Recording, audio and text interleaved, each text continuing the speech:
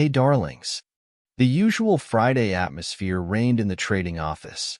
The weekend was approaching for the employees, and the favorable weather outside whispered in their ears that the time for picnics and outdoor recreation had arrived. And only a young cleaning lady named Vera had no peace. "Pavlova, go clean the steps. Yes, and don't forget the salon. Otherwise, I'll be embarrassed in front of clients," was heard from a corner. "Yes, now, Irina Konstantinovna," replied Vera, and taking a bucket and a mop, she hurried to fulfill the order of the head of the department. "And if you don't fulfill it, you will regret it so vividly." And on the same day, so to speak, without leaving the cash register, he will make a note in his notebook and, on payment day, deduct the amount required as a fine for poor work. And just try to be outraged. Soon the sky will seem as big as a sheepskin. But Vera couldn't lose money.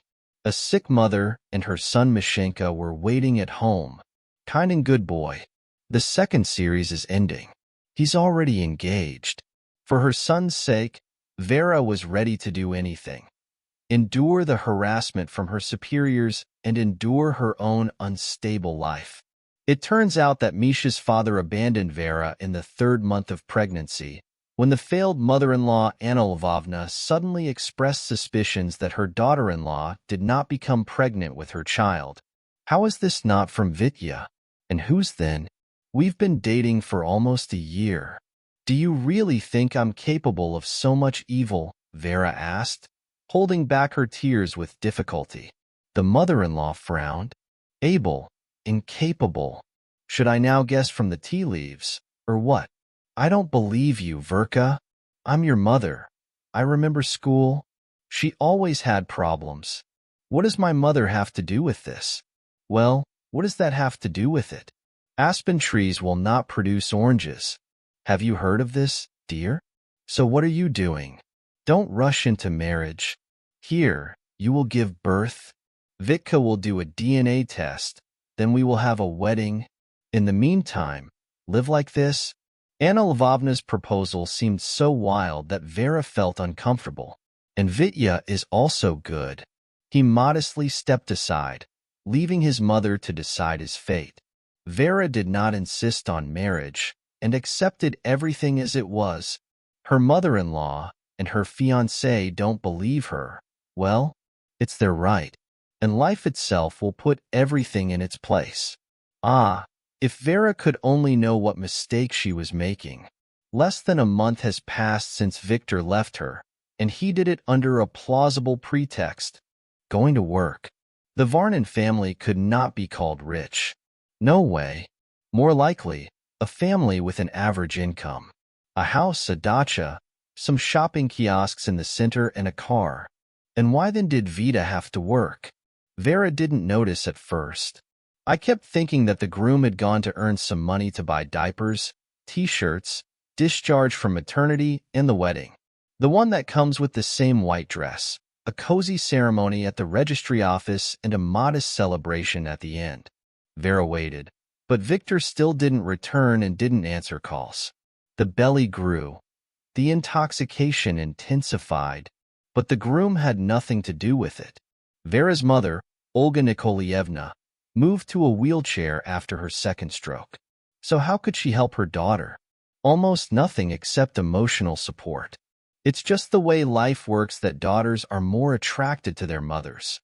Maybe because only a woman can understand a woman. Nothing, Verachka. Just don't worry. Your Vitya will return. If he doesn't come back, we'll raise the child ourselves. You can't even imagine what a gift you gave me, said Olga Nikolaevna. Well, Mom, what kind of gift is this? It just caused problems.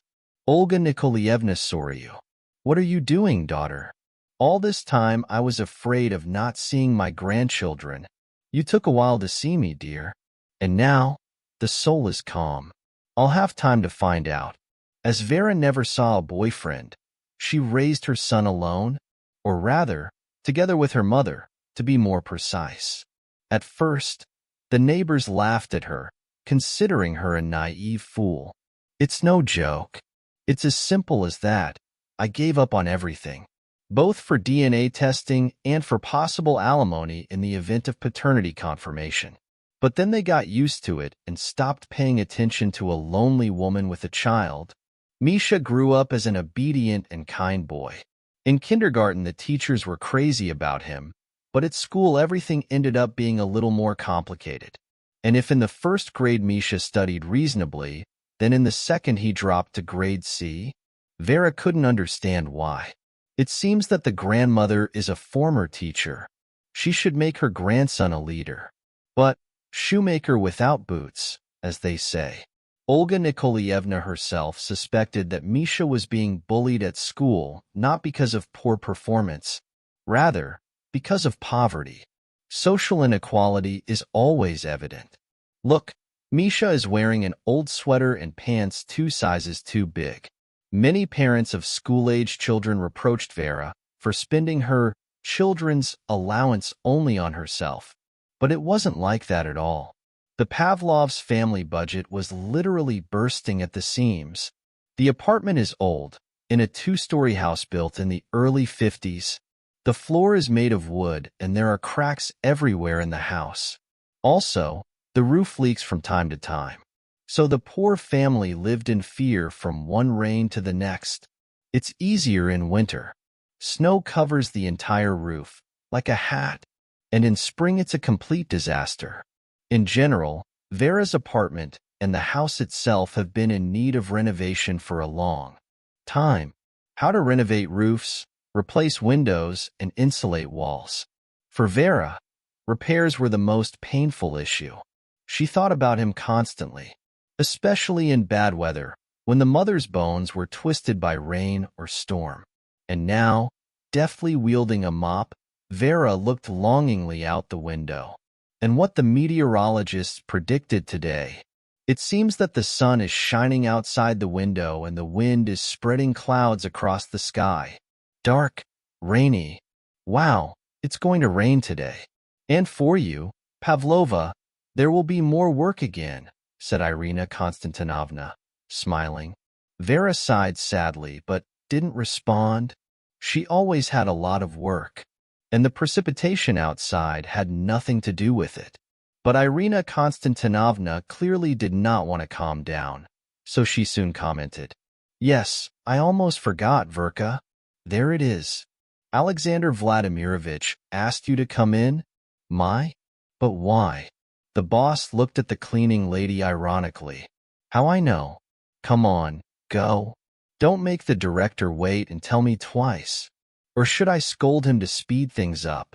No. "There's no need. I'll be there now, Irina Konstantinovna," replied Vera, taking off her headscarf as she walked. She practically did not come across the company's director, the young businessman Alexander Vladimirovich Zaretsky. And this was in no way explained by the fact that Vera was a cleaner and he was a director. The thing is that Alexander had his own separate entrance to the company building. Thus, he could enter and leave the building almost unnoticed and without disturbing the company's employees.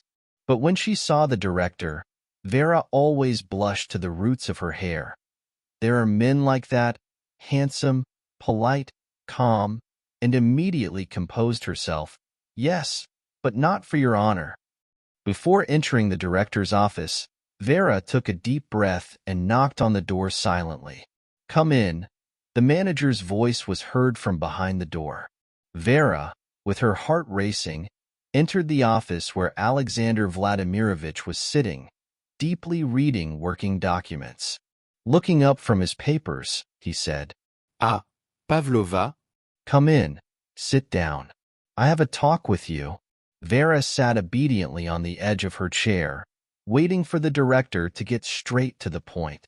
Alexander Vladimirovich was just over 30 years old, but the first gray hairs had already touched his temples. It was rumored that he would go through many difficult times in his life. After hesitating a bit, the director moved on to the main topic. "Listen, Vera, that's it. I don't know how to say it. In general, my son is in first grade, and today there is a matinee. Well, you understand how important this is to him and everything. In general, could you come to the holiday and congratulate Serioza on my behalf? The director's words sounded so strange that Vera was confused and looked into his eyes with surprise. But I'm not related to you. So what's that like? What will people think? Vera, I understand, smiled Alexander Vladimirovich. But for this, I have something that Serioza recently asked me to buy. Look, it's a radio-controlled car. I'll put it in a bag, and you give it to me after the matinee. I would go myself, but I can't. See, negotiations are coming up, and you can't leave the office for a minute. Vera nodded understandingly. Okay, Alexander Vladimirovich. Of course, I will do everything that depends on me. Only you warn Irina Konstantinovna so that she does not give me absenteeism. The director waved his hands in protest. Don't be afraid, Vera. You can walk calmly. Consider that today you have a shortened working day. Until you get there, going back and forth, understand, I have no one else to send from the office. See, my son is adopted. When I took him from the orphanage, he was holding a picture of his mother in his hands. She looked a lot like you.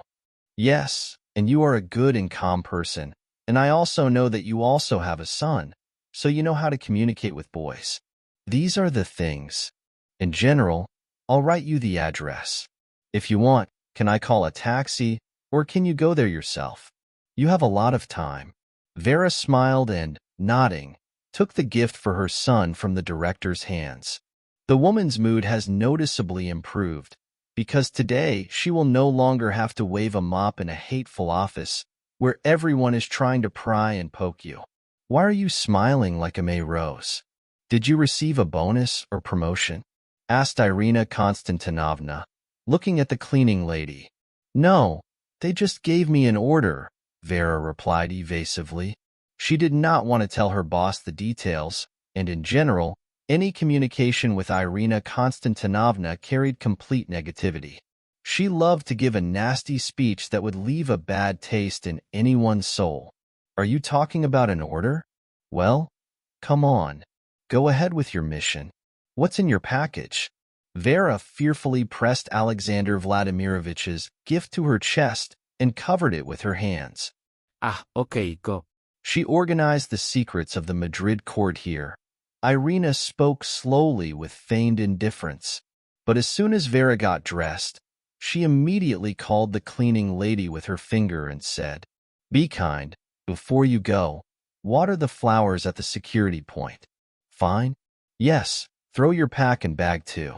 Let's go quickly, because I realized I won't see you here today. Come on, move. Vera pursed her lips gently and sighed. Well, here.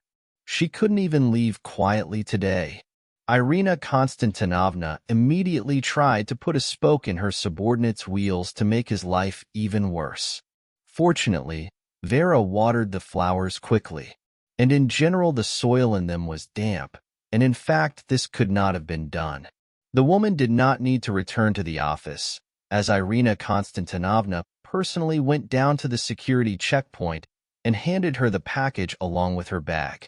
She probably looked inside, Vera thought ironically, and, after saying goodbye, quickly headed towards the exit. And the street was in full swing with its own spring life. People ran back and forth, solving urgent problems of the day, or simply walked, enjoying the spring warmth. Some were heading home from a night shift, some were getting ready for their lunch break, and some were simply enjoying a day off with a flexible schedule. Couples in love kissed on the benches, elderly women fed breadcrumbs to the pigeons, and an elderly caretaker shushed them and playfully scolded them for littering. Vera decided to get to the right place by bus, as it was inconvenient for her to walk. That morning, she rubbed a callus with her new shoes, which was raw and bleeding. Vera bought these shoes at a sale and suspected that they were on retail sale for a reason, as something about their tailoring was incorrect, which caused them to put a lot of pressure and rub against her feet. But Vera was quite satisfied with the price, which means she put up with this temporary inconvenience, which over time would go away on its own along with the delivery of the shoes. Arriving at the bus stop, Vera thought, but still, why did Alexander Vladimirovich ask me to go to the matinee?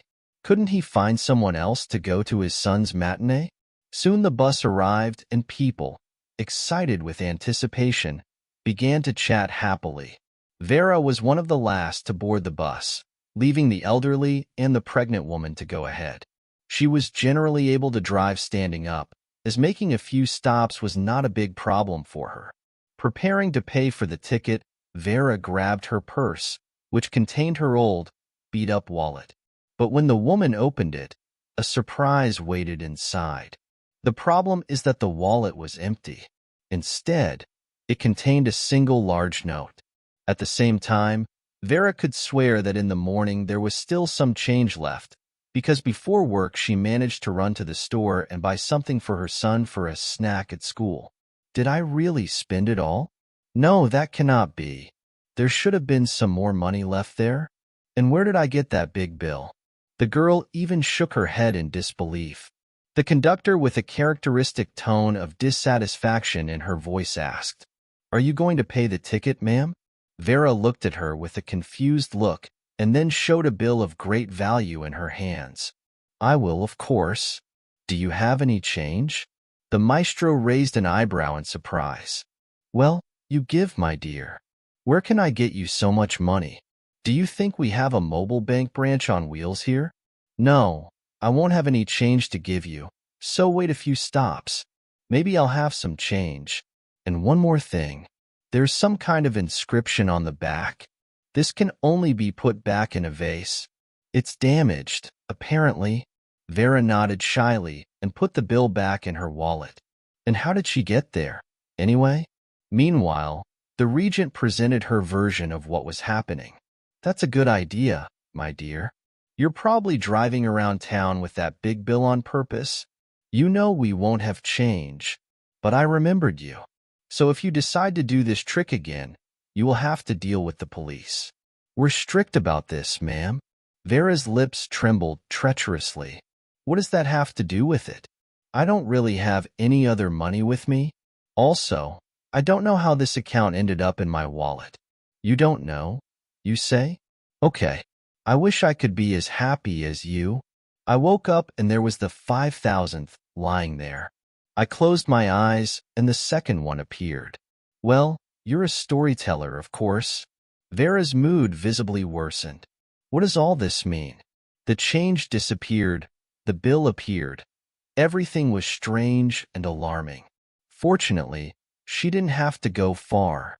Vera left through the back door and walked along the sidewalk towards the school where Alexander Vladimirovich's son Seryoza studied. At the same time, Vera was still haunted by the feeling of unreality of what was happening. And near the school there was already a crowd of excited parents eager to see their children perform as soon as possible. Many of the children were dressed in festive clothing in all kinds of costumes, from pirates to foxes, wolf cubs, and bear cubs. Seeing that crowd chattering happily, Vera smiled. Still, it's good that she agreed to go to this matinee. You look, and your soul sings, and your legs ask to dance. Deep down, every mother considers her child to be the best and most talented and dreams of seeing her son or daughter perform on stage. Joining other parents, Vera entered the school building with them, where the principal helpfully led the guests to the ballroom, where the event actually took place. Vera recognized Seryoza Zaretsky almost immediately, as she saw a photograph with the director's son in his office. No, this did not mean at all that Vera was overly curious and stuck her nose into other people's affairs. No way. It turns out that if you clean your boss's workplace every day, you will inevitably begin to study the interior and everything that surrounds it. There was only one free seat in the last row. The show turned out to be extremely interesting. The children read poetry, danced, and showed funny numbers. Parents applauded, asked to repeat the number for an encore, and gave their children gifts. It was painful for Vera to see Sergei anxiously looking for his father in the corridor. Well, who else could he be looking for?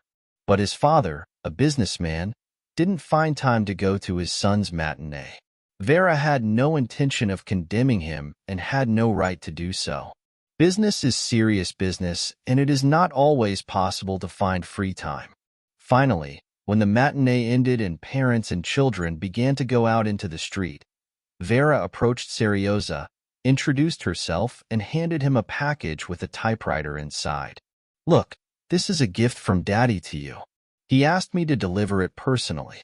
Serioza raised his eyes and looked with interest at the woman he did not know. "Thank you very much, Aunt Vera. Why didn't Dad come in person? I was waiting for him so much." Vera shook her head sadly. "Sorry, Serioza, but Dad has no time at all. We have important negotiations today. Serious people are coming. So, he couldn't free himself." Tears glistened in the boy's eyes. Taking the box with the typewriter that his father gave him, he hugged it to his chest and smiled at Vera with gratitude. "Thank you very much. I dreamed about her for a long time. But what should I do now? The matinee is over. Will I have to sit alone at school? Wait for Dad to free himself and take me home?" Vera looked at the boy with pity. She did not have Alexander Vladimirovich's work phone number. He did not give the girl any instructions about this, and the cleaning lady didn't want to distract her boss again. Mentally weighing all the pros and cons, she suggested, "Listen, let me pick you up from school. If you want, I can take you to the office, but if not, show me where you live, and I'll take you home." Serioza smiled. "Come on, Aunt Ver. I agree. I like this. Otherwise, the last time I waited for my father for 3 whole hours. Everyone had already left and I was sitting with the watchman at the entrance." Vera's heart sank. It's hard for a boy without a mother. And also, he somehow resembled her, Mishenka, who, although she was a few years older, was the same fair-haired, thin and with mischievous little devils in her eyes. "Okay, let's go, just on foot. The weather looks tolerable, and there is still no rain in the forecast." "I can't pay for the bus," said Vera and took the boy by the hand. And at this very moment, a completely uncomfortable atmosphere reigned in Alexander Vladimirovich's office. The point is that the director was diligently looking for something, turning everything upside down and from time to time swearing about it.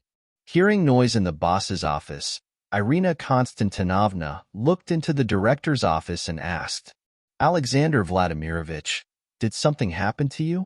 Can I help you?" The man shook his head. "How can you help me here, Ira? I have something missing here. The note is of great value, but it is not the size that matters. How would it be more accurate to say this to you? In general, she is happy for me, well, like a talisman. I never change it, and have kept it for many years. It belonged to my father, but today it disappeared." Irina Konstantinovna raised her eyebrow in surprise. "So she disappeared, or someone took her? So who came into your office from strangers?" "I was, of course, but I hope you don't think I accepted that account." Alexander waved his hand. "No, what are you talking about? It seems to me that she fell somewhere. Maybe a draft threw her to the ground. I don't know. There has never been any theft at my company." "It wasn't, you say?" "Well, maybe it wasn't. But I think that a personal search of our things today will definitely not harm us. Besides, if you say that the bill is noticeable," said Irina with a mysterious look. "Noticeable. There is also an inscription on the back made in pen. My late father signed it for me. He said she would make me happy. Like, this is where my wealth will start. It looks like a talisman or a talisman." Irina no longer heard the boss's last words, as she closed the door and began checking the employees' personal belongings. The employees were shocked, but they handed over the bags without objection and no one felt guilty. The boss did this more formally than truthfully. "I didn't look in wallets or rummage through bags much. In fact, Irina was waiting for Vera to return, who was supposed to appear any minute." Soon Vera entered the office, although not alone, but with the director's son. Thank you, Aunt Ver. Well, okay. I'll talk to Dad, said the boy and ran as fast as he could to the principal's office. Irina Konstantinovna looked at Vera with a mocking look and said, Well, Verachka, while you were away, so to speak, we had an emergency here. The money is gone. So go ahead, empty the contents of your bag. And don't forget your wallet. Vera turned pale. Money? What other money? I haven't heard anything like that. The boss frowned. Well, like what, Common? A large note with an inscription visible on the back, made by Alexander Vladimirovich's father. So come on, don't stop me with your talk. Vera choked, reached into her wallet and, with a trembling hand, took out this same note. Well, I don't know how, but today it ended up in my wallet. Who planted this in me and why? I don't know. Here, take it. I didn't get it, seriously? Irina Konstantinovna smiled triumphantly. So that's it, Alexander Vladimirovich? Come here quickly. We found the thief. And who knew? Verka is our debugger. A minute later, Alexander Vladimirovich and his son went out into the hall and saw Vera in confusion. Tears ran down the woman's face, which brought her no relief. Trying to prove her innocence, Vera babbled about how strange it was that the note was in her wallet, and even on the bus they refused to accept a note with an inscription on it. But Irina Konstantinova kept talking and talking, insisting that it was Vera who committed the robbery. Perhaps, if Alexander had not been so worried about the upcoming negotiations, he would have paid more attention to this matter. And as he was short of time, he looked at Vera with a cold look and said, Well, Pavlova, I think after this we need to part with you. You are fired. I have nothing more to tell you. I never forgive anyone for stealing from my office. But how can that be? I didn't get this account. Wait, I'll explain everything to you now, begged the young cleaning lady. But Alexander had already returned to his office, where he began to prepare for negotiations. The little son trotted obediently after him, promising to keep quiet and not disturb his father. Irina Konstantinovna looked at Vera and said, Good. You have achieved your goal. That's it. Let's get out of here. In our team, your work is done. Yes, and one more thing. You can't count on a salary. I gave you a ticket for dishonesty and theft. Vera turned pale and, still crying, walked towards the exit. This morning, everything started so ordinary, but now it has turned into a real drama. Vera didn't know what she would say to the sick mother and son at home, who anxiously awaited her return from duty every day. Irina, on the other hand, looked at the cleaning lady and smiled smugly. At this very moment, Alexander Vladimirovich Zaretsky had just begun negotiations with partners who came to discuss the supply of scarce building materials. All this time, Seryoza sat calmly in a corner and listened to sophisticated words, the meaning of which was unfamiliar to him. Once upon a time there was a businessman, just like him, sitting in his father's office, which he left as an inheritance. This very company and a lucky note, which became the beginning of his triumphant rise to the heights of the financial Olympus. Usually, Alexander translated business negotiations masterfully, but today something clearly didn't work out. Apparently the failure was caused by the events that occurred with the robbery of his office. Still, the businessman couldn't figure out how this sweet and decent girl managed to steal money, and what did she hope for in the future? Alexander was never able to answer this question. There was something about this situation that was alarming. Negotiations were already coming to an end when one of Alexander's partners commented, Listen, Sash, this is your deputy. What is her name? Irina Konstantinovna? Doesn't she have a sister? Alexander raised an eyebrow in surprise. Apparently not. But what? In general, it's this. I saw this Ira a week ago in Safronov's office, by the way. He still has a grudge against you and your company. It's true that this person over there was blonde, but here her hair is dark. But if you put a wig on her, She could easily pass for a twin. Alexander shook his head in disbelief. Well, what does it all mean? The partner smiled. Well, what do you mean, Sash? You look like a little boy. But isn't she working on two fronts? This Ira is so smart. She understands everything, sticks her nose everywhere. You should take a closer look at her, okay? Otherwise, as soon as I heard her voice, I recognized her immediately. Looks can be deceiving, but voices, you can't fake it. At this moment, Alexander remembered a story from a week ago, when Irina Konstantinovna, due to illness, was absent from the workplace for about 5 days.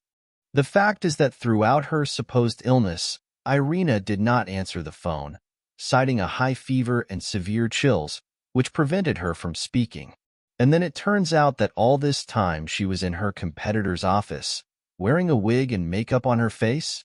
Thank you, Dim, for your valuable advice. I think I will be able to resolve this issue in the near future, said Alexander, already saying goodbye to the representatives of the partner company. Of course, he didn't directly ask Irina about the incident. Instead, the businessman decided to watch the CCTV cameras to find out who exactly stole the lucky note from his desk. But when Alexander tried to do this, it turned out that all the cameras in the office had not worked for several days. Irina Konstantinovna suggested that the mice chewed through the cable, depriving the device of the necessary power supply. Alexander shook his head. It's all strange. The rats are chewing on the cables. The money is gone. Okay, everything's the same.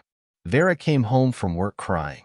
Olga Nikolaevna, seeing her daughter in that state, drove up to her in a wheelchair and tried to hug her.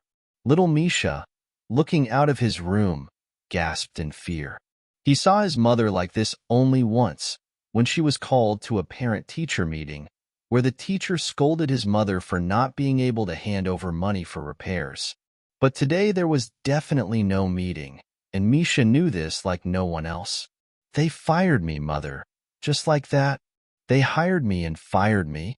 And they called me a thief, said Vera, sitting down in a chair. Olga Nikolaevna shook her head sympathetically. Nothing, darling, nothing. It will grind. These rich people only think about robbing honest people. I think you should go to school to work, as a technician or as a kitchen assistant in a canteen. This way you can take care of Misha and there will be no one to offend you.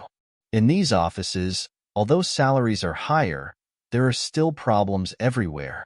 The rich have completely stopped considering workers as people. Vera sobbed softly, but did not respond to her mother. In general, she did not bear a grudge against Alexander. What should the principal have thought if the stolen note was found in her bag? Although Irina Konstantinovna clearly knew much more than she said. She was holding Vera's bag in her hands. But why did she need all this? There was no response. 3 days passed. Vera was already used to the idea of being fired and was diligently looking for a job. In turn, Alexander Vladimirovich Zaretsky also did not sit still and therefore decided to check the words of his companion Dmitri. To do this, he dressed in simpler clothes, put on a mustache and thick horn-rimmed glasses. Then, trying to add a little roundness to her toned figure, she stretched out her belly and looked at herself in the mirror with satisfaction. Well, my own mother won't recognize me in this image, thought the businessman, and went to the lair of his competitors, to Safronov's office. And he went there, not by chance, since Irina Konstantinovna again took a day off due to health problems. Something told the businessman that she was definitely not home at the moment and, with access to all of her company's documents, could cause significant damage. Entering the hall of the Astra Invest Company, Alexander almost fainted. At the very first table sat none other than Irina Konstantinovna, however, with a striking blonde wig and very bright makeup, which she did not allow herself within the walls of her company. So that's what it's all about. Diligently moving the soles of his shoes to avoid lameness, Alexander approached and asked, "Well, Irina Konstantinovna, Did you find out who stole the money and disabled the cameras? The woman looked up in surprise and gasped softly. She recognized Alexander immediately, or rather, she recognized him not by appearance, but by his voice, which with its intonation did not bode well. "Excuse me, Alexander Vladimirovich, I'll explain everything to you now. It was all this cleaning lady Vera. She saw how I damaged the power cable for the cameras. So, I decided to set her up. Know I could resist the temptation. Have mercy. Don't punish severely. Give me a chance to improve." But the businessman's conversation turned out to be exceptionally short. This is the sentence that should be applied to traitors and moles within the company's walls. On the same day, Irina was fired and Zaretsky personally went to Vera's house to ask for forgiveness and take her back to work. It turns out that Irina Konstantinovna worked on two fronts for a long time, transferring information from one company to another. There she received good money, which was used to pay for the entertainment of her young lover, whose passion was cards and other games of chance. In addition to the apology, Vera received other good news. Alexander Vladimirovich took her to the office, no longer as a cleaner, and offered her the position of trainee manager, giving the woman the chance she had always dreamed of. Of course, this did not mean at all that Vera would have an excellent business career, but no one doubted that she would acquire the necessary skills.